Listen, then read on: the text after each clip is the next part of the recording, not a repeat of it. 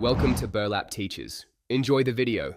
Measure 2 cups, 240 g, all-purpose flour onto a clean surface or bowl, create a well, and crack in 3 large eggs at room temperature. Add 1 teaspoon salt and 1 tablespoon olive oil for elasticity and flavor. Gently beat eggs and gradually incorporate flour with a fork until shaggy dough forms, then use hands to knead. If dough is sticky, add up to 1 tablespoon flour. If dry, sprinkle a teaspoon of water. Wrap dough in plastic and rest for 30 minutes to hydrate and relax gluten.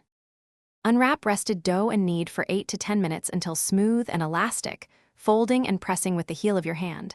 Aim for pliable, not sticky, texture.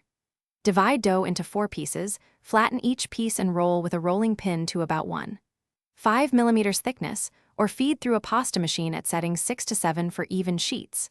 Dust with semolina or flour, fold loosely, and cut with a knife or machine to desired width. Typical fettuccine is 6 to 8 millimeters. To cook fresh pasta, bring 4 to 6 liters of heavily salted water to a rolling boil. Fresh noodles take 1 to 3 minutes to cook depending on thickness, so taste at 1 minute.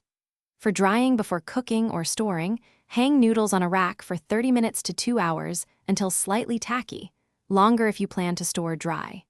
Store fresh pasta in the refrigerator up to 48 hours in an airtight container, or freeze on a tray, then bag for up to 3 months for best quality. Thanks for watching. Consider subscribing if this video helped you.